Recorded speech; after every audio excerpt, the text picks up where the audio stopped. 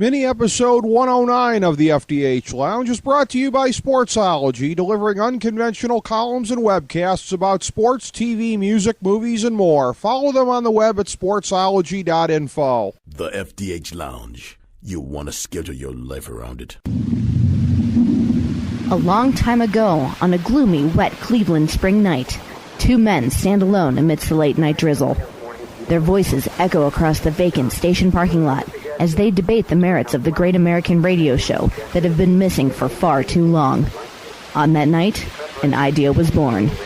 That idea became the FDH Lounge.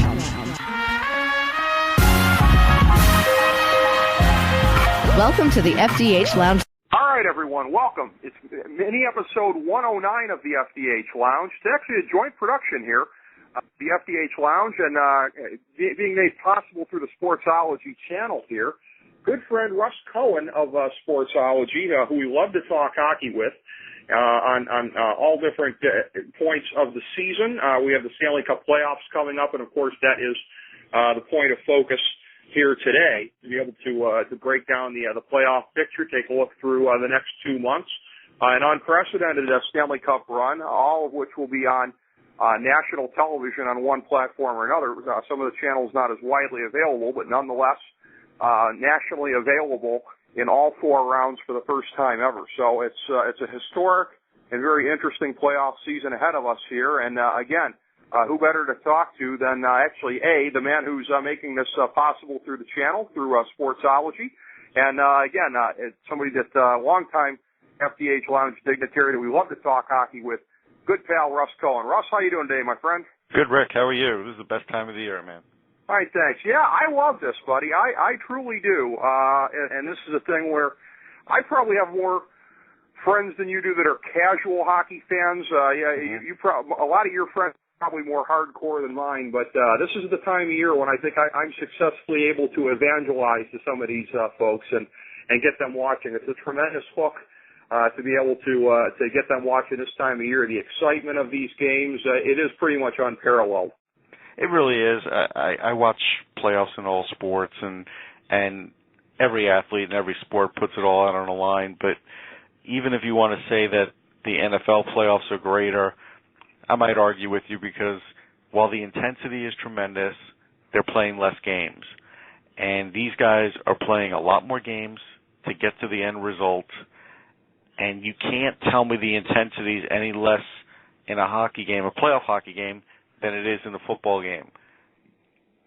That is absolutely true. And I always the formula that I always use personally is in terms of quantity times quality.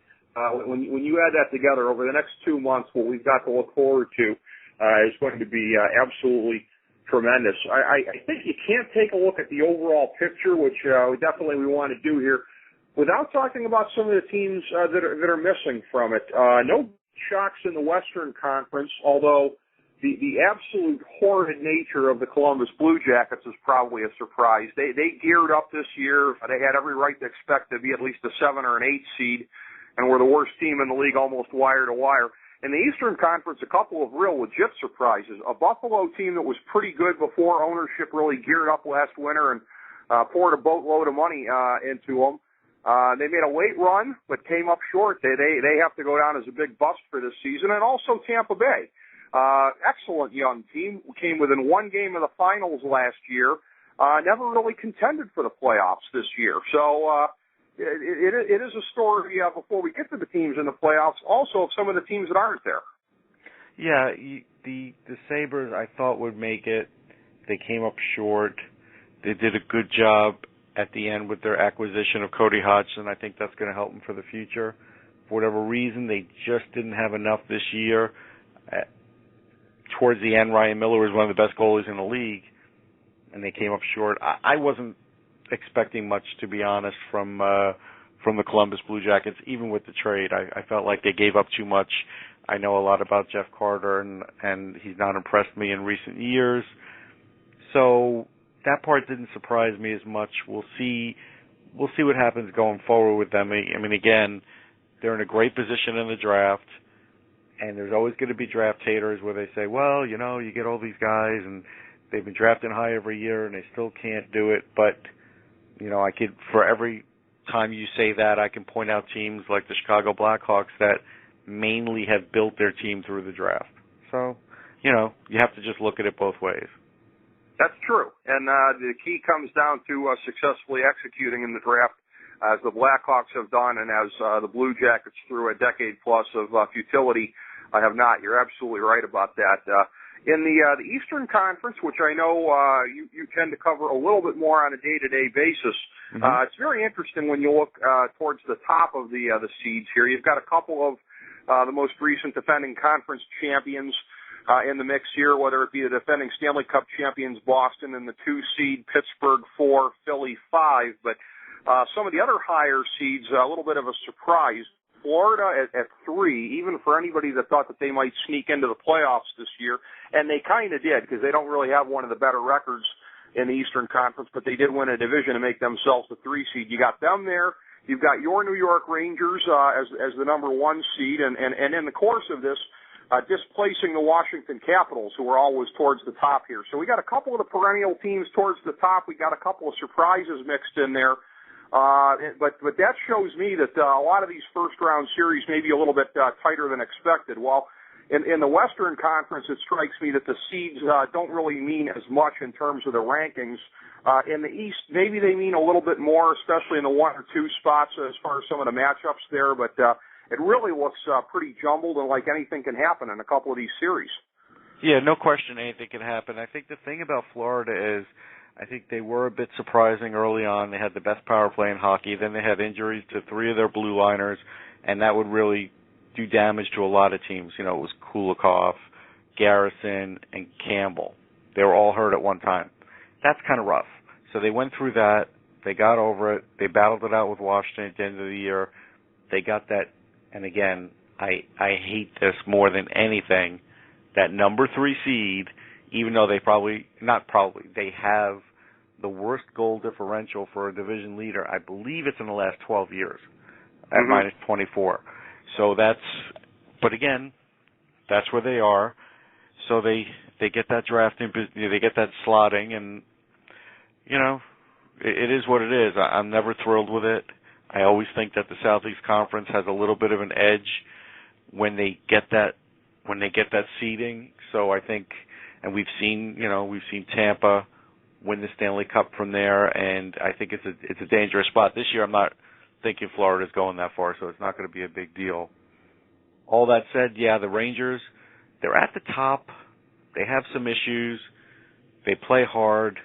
They were 6-4 down the stretch. Lundqvist has a little bit of a sore arm. He got that in the Flyers game. He says it's getting better. I believe it. I didn't see great play out of him, though, in that Washington game. That was a rough game. So we'll see what they have come game 1. I think they're going to do very well against Ottawa, but to make it down that whole stretch, to say that they're going to win the Stanley Cup because of that top seed, I think that's a stretch. I do.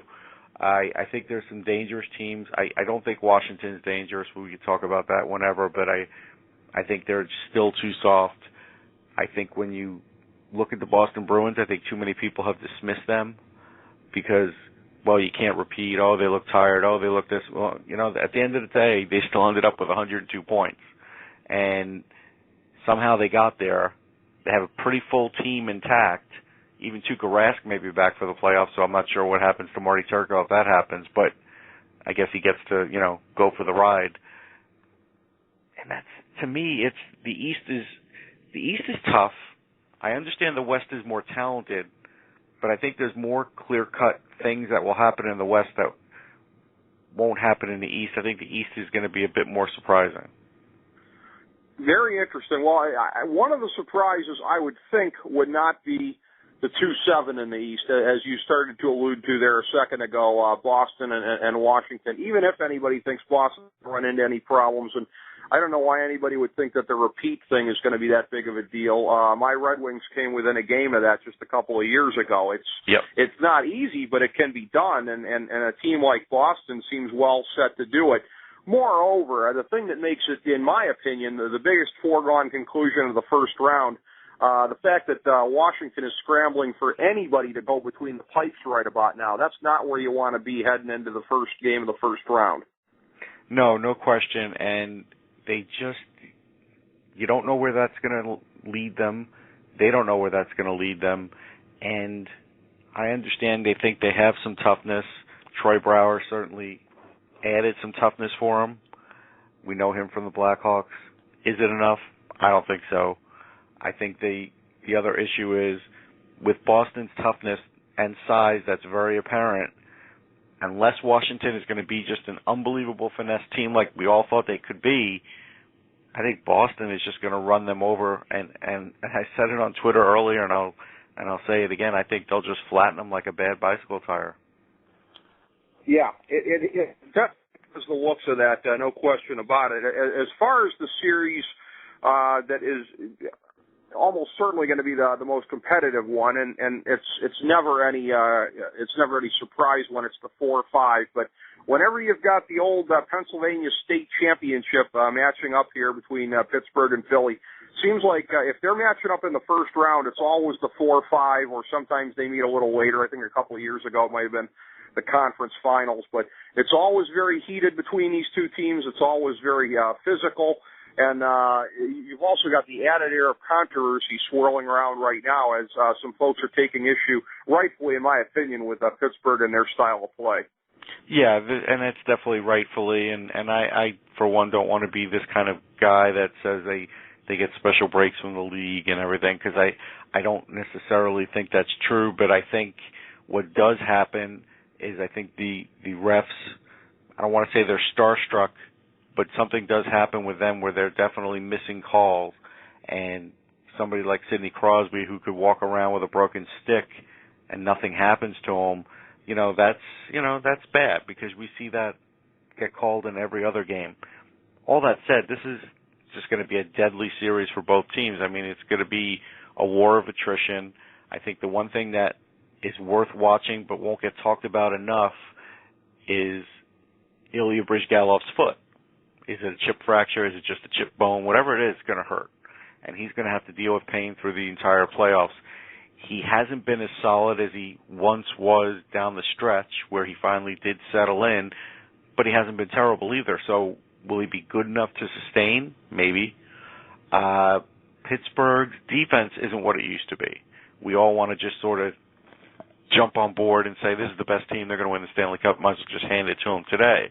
Well, it's not like when everybody was healthy for them, they won it every other year. There's a lot of other teams in the NHL. I like what Pittsburgh brings. I think Neal with Crosby is terrific. I think Malkin is the MVP of the league, and I pretty much voted that way, so I certainly voted in that direction. I think they have some strong goaltending in Marc-Andre Fleury, so I think they have enough to get past the Flyers. I think the home ice is going to be everything. I think it will go down to Game 7, and even though the Flyers have never lost in that, well, they finally lost in that building, that last game of the year, which I'm not sure it mattered because it was sort of like a playoff scrimmage. To me, it doesn't matter anyhow. Only thing that matters is this series right here, right now. And I think at the end of the day, the Flyers will put up a good fight. I think they're still a little too up and down. They're not a good first period team. They're an excellent second period team. If they don't break out of that mold, they could have some problems in some of these games. And that's why I think ultimately Pittsburgh will take them in 7. Yeah, I see it going 7 also, and I also agree on the outcome for it. Again, for somebody that's watched as much playoff hockey as you, I'm curious to your thoughts on this. I mean, this looks like on paper, anyways, the kind of thing that because of the physicality that's going to be there in this series, the intense rivalry that's already there, this looks like the kind of thing that's going to take a lot of steam out of the winner heading into the next round regardless. Now, again, some of these other series could go longer. I happen to also think the Rangers and Ottawa might go maybe surprisingly long. But is a Pittsburgh-Philly series unique to you out of all of the 4 ones in the first round in the sense that the winner might really come out of it the most bruised? They're definitely going to come out of it bruised. I think either team has so much talent offensively that even if they come out of it bruised, they still have enough to to win the next round too, and maybe even beyond that. So I don't think it'll be mortal to either team, but I think it definitely will take out a little punch. There's no question about it. But I think if we look at both of these teams, they have enough veterans that have been through this grind. They've all been to, a lot of these guys have been to the Stanley Cup. I think that's going to help. And I think, even when you look at a team like Philly, has a lot of youth in there.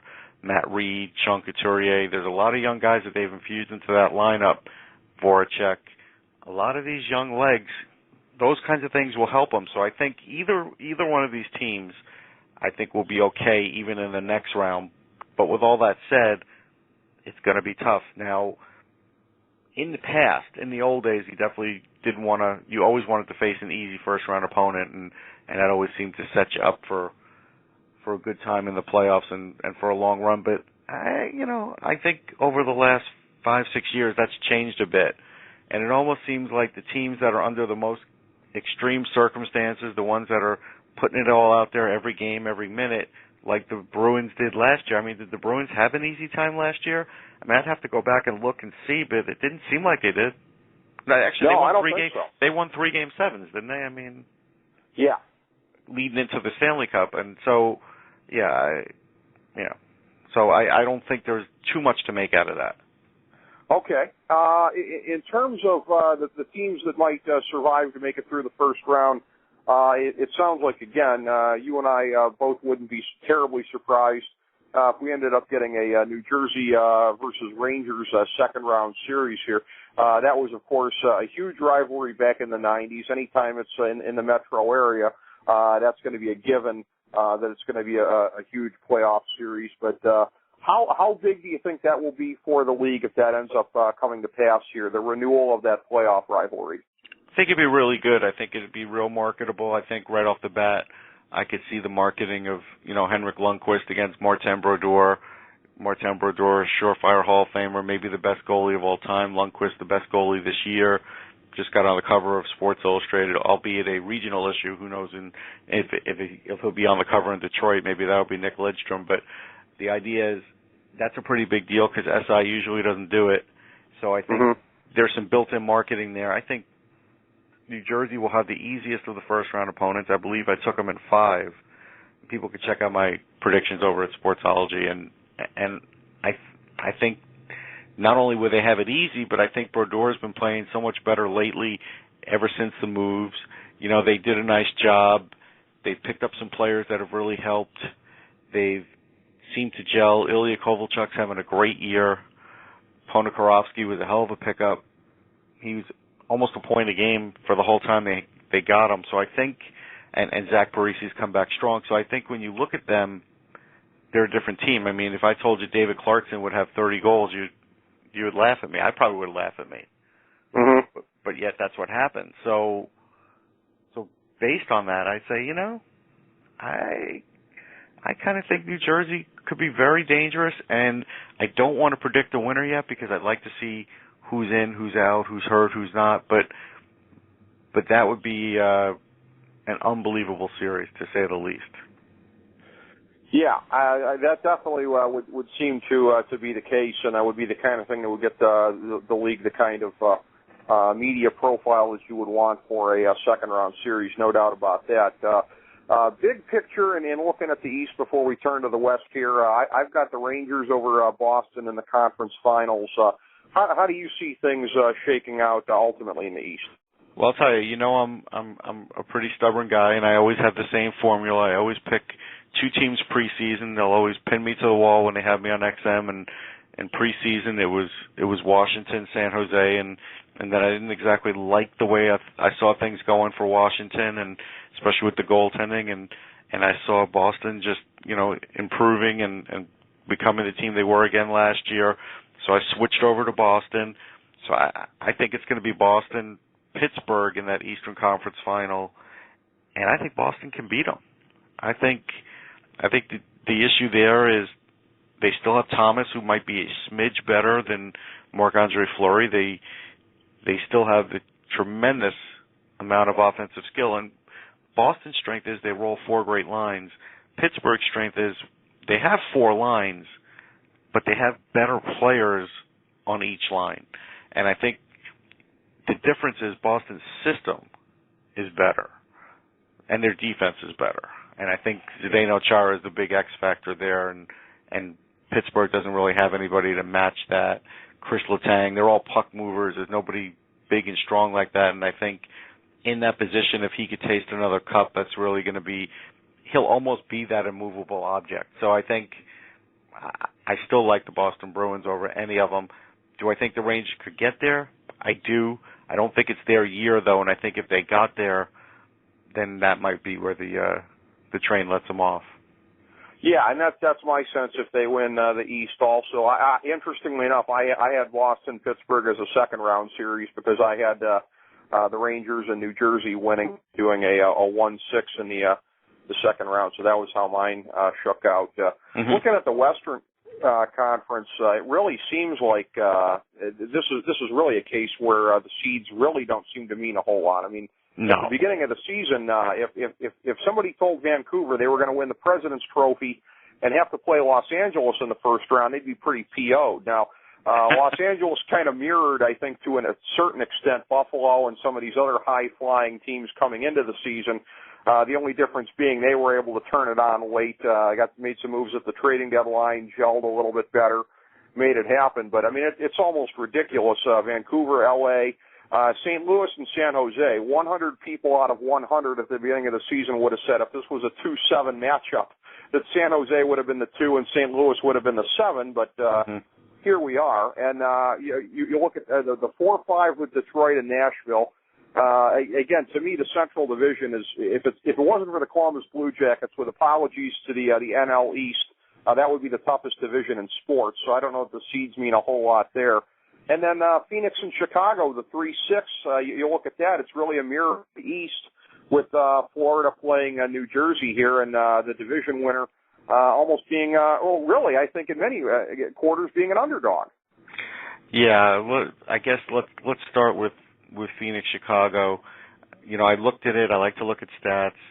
And look, I'll be the first guy to throw out regular season stats, too. Somebody even who I'm very fond of and a good friend, big Chicago fan, you know, wrote on Twitter, hey, Chicago's special teams have stunk all regular season. I'm like, yeah, they did, but, you know, Boston was ranked 21st on the power play, the same as Chicago is, heading into the playoffs, and somehow they got through it. I think when you start to be ranked 27, 8, 9, like teams like the Rangers and such, it's a bit more problematic. I think when you look at the players that are on Chicago's roster, you would have to say, okay, at some point they'll get it together. But what I like that they're doing is there's talk of them sort of forming a super line. And I think, you know, sometimes you want to spread the talent and sometimes you don't. Sometimes you do want to have a line that is really hard for other teams to match up. And if you have Jonathan Taves, Patrick Kane, and Marian Hossa on the same line, you've got offense, you've got defense, you've got puck control, you've got a lot of things there that do cause a lot of matchup problems. And then you can put Patrick Sharp on the next line, who led the team in goals. So I think if you have that one super line, I think that's a great place to start. Look, goaltending's been an issue. Corey Crawford can be really good for stretches and then can be very average. Mike Smith is having a career year for the Coyotes. He really is. But I look at the Coyotes' blue line, and I think they're a little thin. I look at the Coyotes scoring, and I know it's a little thin. I still have to say the Hawks in 6 because I just don't see where the Coyotes are going to get the goals that they're going to need. I think Oliver Ekman-Larsson's a tremendous young talent on defense and sort of reminds me of a young Nick Lidstrom, and maybe he will add some more of that and really make it a close one. But at the end of the day, I still got to go with the Blackhawks there. I would agree with you on that. Let's take a look at the 4-5. My Red Wings, who are missing out on home ice here, and in many quarters I'm seeing some predictions about that being problematic because of the extreme home-road splits that the Red Wings have had for this year. But again, it really is an interesting situation with St. Louis being the 2, Detroit the 5, Chicago the 6, Nashville the 4.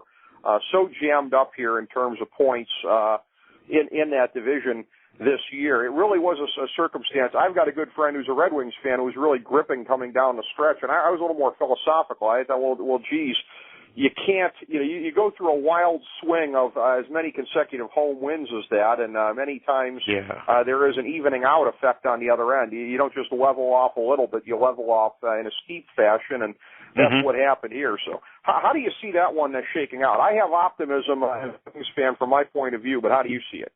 You should have optimism. I mean, I think part of that leveling out process was Jimmy Howard getting hurt for a while, Nick Lidstrom being in and out of the lineup. I mean, I looked it up. To me, one of the most astounding things I found statistically was that Lidstrom only played 70 games. And you say, well, at his age, that's still pretty good. And that's his lowest total since 1996. That's how many games this guy's played. It's quite amazing as a defenseman, really just an all-timer. I look at the series, and I know Nashville is everybody's darling. I understand that. And I understand that Nashville has pushed all the chips in the middle because they don't know what's going to happen with Ryan Suter and Shea Weber, and they know they're going to lose Radulov after this year. And so I get all that too. All that said, I still look at the Red Wings. I like their coaching. I like their system of being able to plug in guys and get the same results. The names aren't the same, but they still have some Hall of Famers on that roster. And I still think they could edge out Nashville. I understand Pekka Rinne is a better goalie than Jimmy Howard. I get it.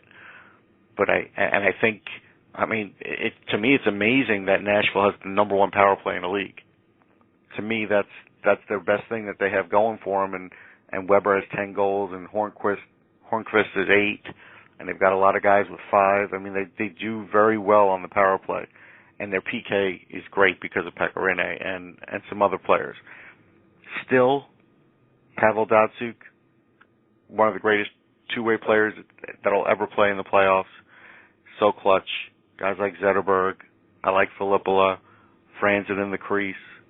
Hudler has had a lot of experience, and he got to sort of witness and sort of play in that cup run and those couple of really good years, and now he's starting to excel.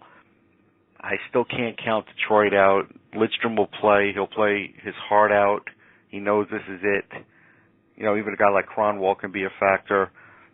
I still ultimately like the big names that they have as compared to the no names and, Paul Gaustad's guys who are going to have to win faceoffs and use the size.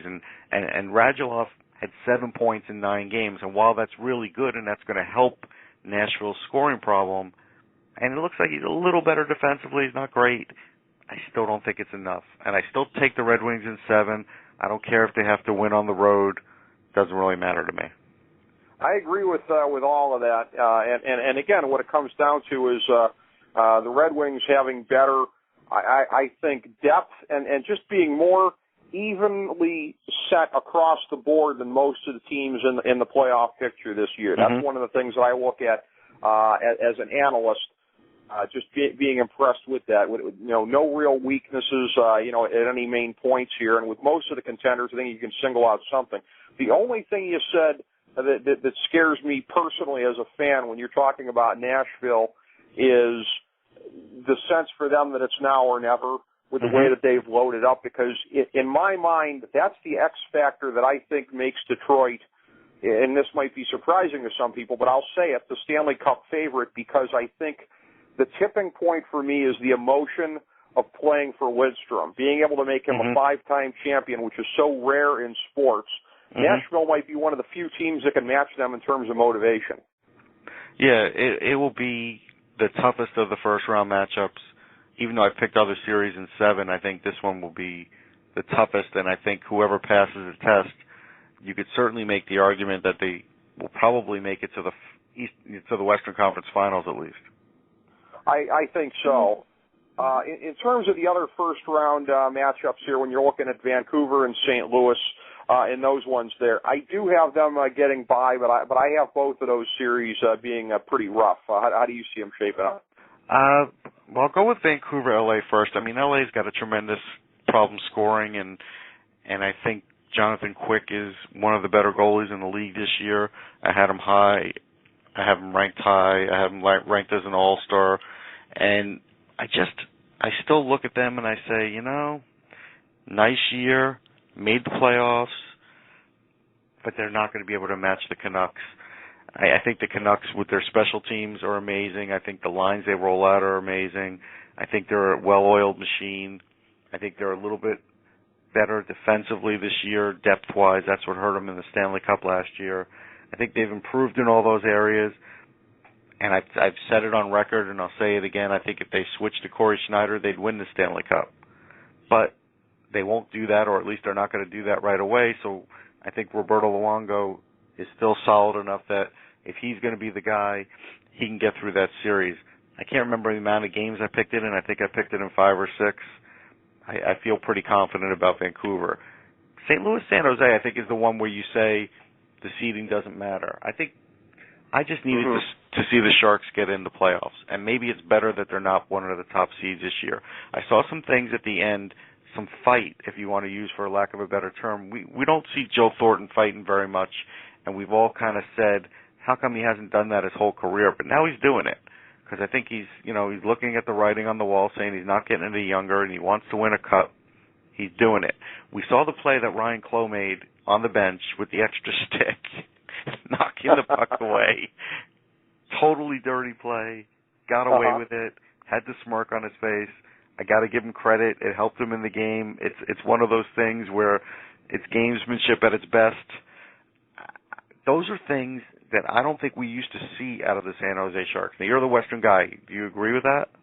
I would tend to agree with that. I can also say, as somebody that follows the West a little closer, I'm very relieved personally as I was breaking this down.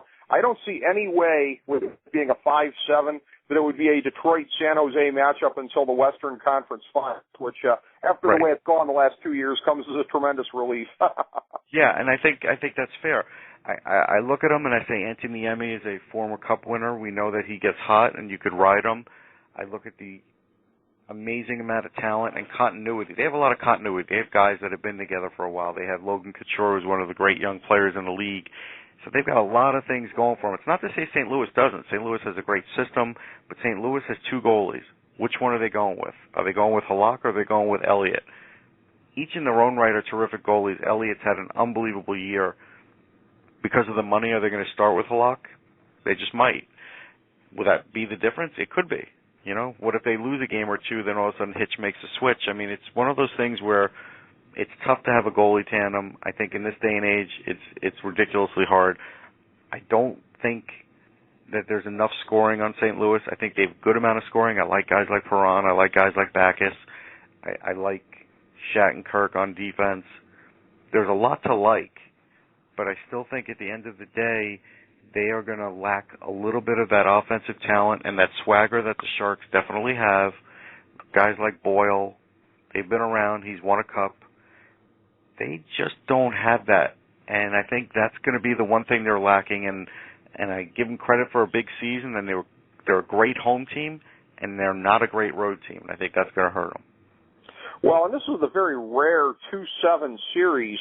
There would not be a tremendous upset if the 7 seed won. And in fact, the 7 seed, having done so much more in the playoffs in recent years, that's where we talk about the seedings almost being a little bit fluky. You know, with St. Louis, again, with apologies to Shattenkirk and some of the other fellas, again, the best 2 players on that team both play between the pipes. So let me ask you this, Russ, for as much hockey as you watched over the years, it would be very, very unconventional to do this. But could Ken Hitchcock, could he make it stick if he said, look, I'm going to treat this like I would the regular season, where, you know, whoever's the number 1 guy is not going to play all the games. I'm going to go back and forth between them, and not even necessarily, so-and-so had a bad game, so he's going to get the hook, but I'm going to have a rotation going. Could he make that stick plausibly? He possibly could. I think in recent years, the closest thing we saw was when Carolina was going with Gerber, and then all of a sudden they went with Cam Ward, but then they went with Cam Ward, and Cam Ward won the Stanley Cup. I think ultimately, at some point, you have to make that final switch. And whenever that is, and it usually comes before the Stanley Cup. But he could possibly get through it before then. It's a real possibility. I mean, I had a long conversation with Elliott at the All-Star game, and he gave a lot of credit to the system, even though I know he's a good goalie and I've always liked him. But now he's excelling even beyond what I think he thought he could do based on the system. So the goalies know that they're in a goalie-friendly system. I think the players will play just the same in front of either one of them. But again, it's just one of those things where I think it's a lot more settling for a club to know that this is your guy, this is the one, we count on him, just because of the difference in styles. Elliott and Halak are different goaltenders. They do have a little bit of a different style, and as a result, play does change in front of them, and I think that's a bad thing. Well, that's a very good point. Yeah, you need to let the team settle into a rhythm with the goalie if the styles, particularly when the styles are different as they are here. That's an excellent point. And looking at the big picture for the Western Conference, again, looking towards balance and things like that. To me, the two best balanced teams are the Red Wings and Vancouver. I've got the Wings over Vancouver in the conference finals, and then subsequently over the Rangers in the Stanley Cup finals. How do you see the West shaking out big picture? Big picture, and I haven't really carried it all the way through with some of the other matchups, but I would take the Sharks still to win it all. Some people will choke on that. Some people will laugh at me. Some people will say I'm crazy. I think Vancouver, while they're looking like this world beater right now, and they've already got the stank of the President's Trophy on them, we know that that's not necessarily a good thing. Right. I just think if they don't make the switch to Schneider, at some point Luongo is not going to be stellar. And I think, we know that, I want to say it's Daniel Sedin that's hurt. Is it, you see the one with the concussion problem? Right. Uh-huh. We don't know when and if he's coming back. That's a hell of a player to miss. If they all of a sudden are kind of wondering when's he coming back, I think at some point they could have a problem down the road. I look at San Jose. They look pretty healthy. They've got a well-balanced team, but they're inconsistent, or at least have been in the regular season. They did finish out strong, 7-3.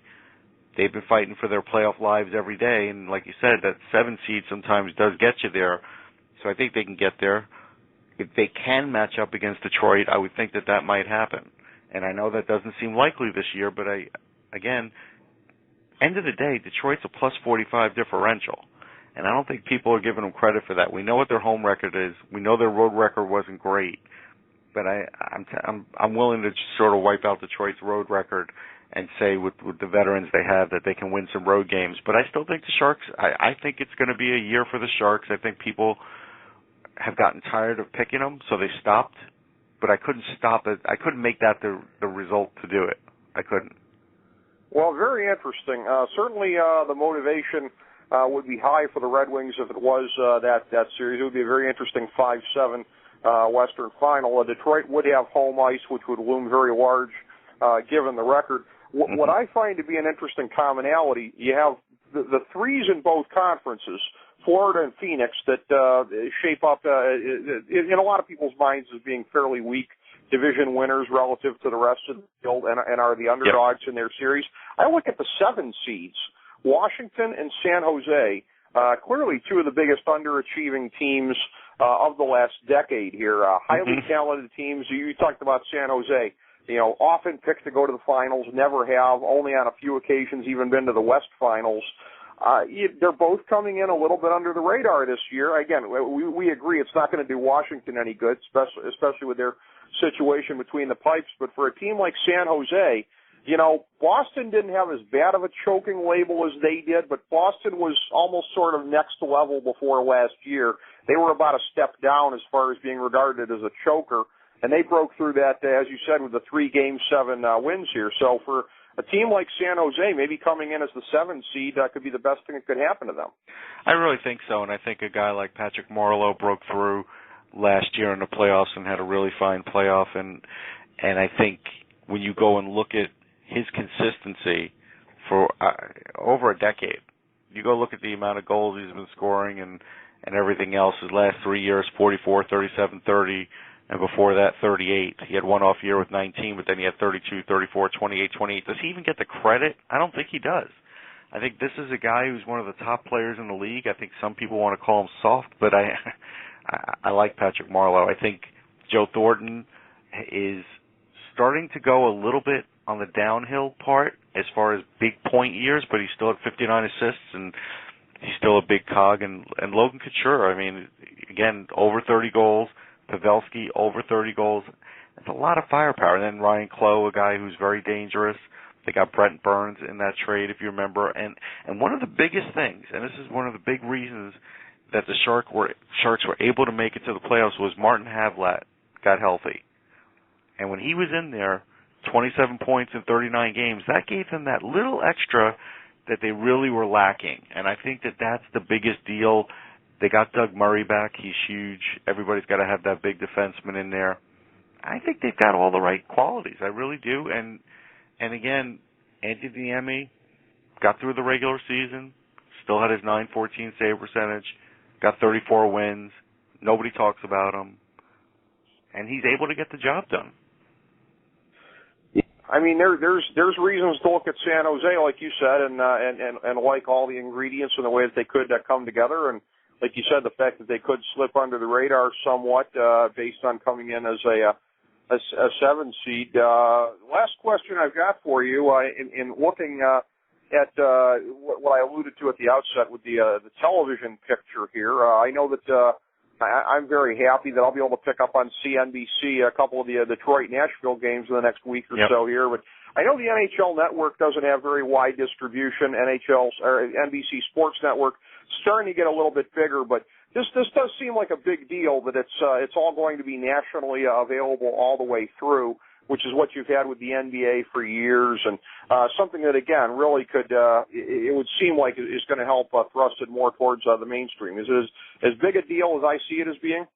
No question. I think you look at it and you say it's as close to the ESPN2 deal, you know, that we've seen, and we've all been sort of pining for that for years, and I think now the NHL's big picture for this is real good.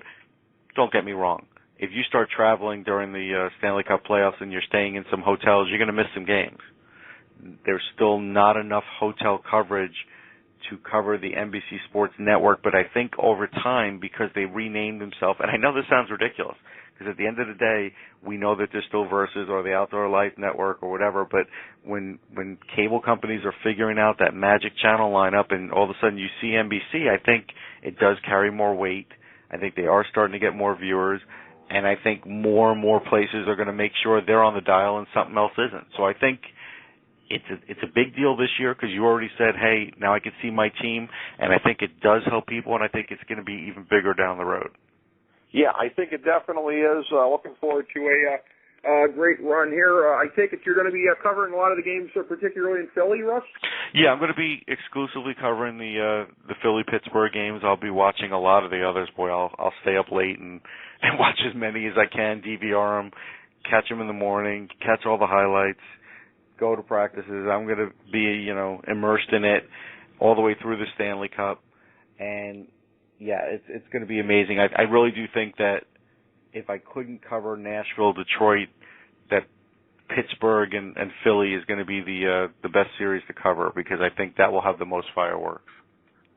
It will, and again, all the emotion that comes with a rivalry like that, the ghosts of recent series that are going to be sprinkled through there, it really is going to be tremendous. Of course, again, we'll be anxious to follow your coverage there at Sportsology and to catch up with you subsequently as we go along through this NHL calendar year and into next year. So, Russ, as always, thank you so much, my friend.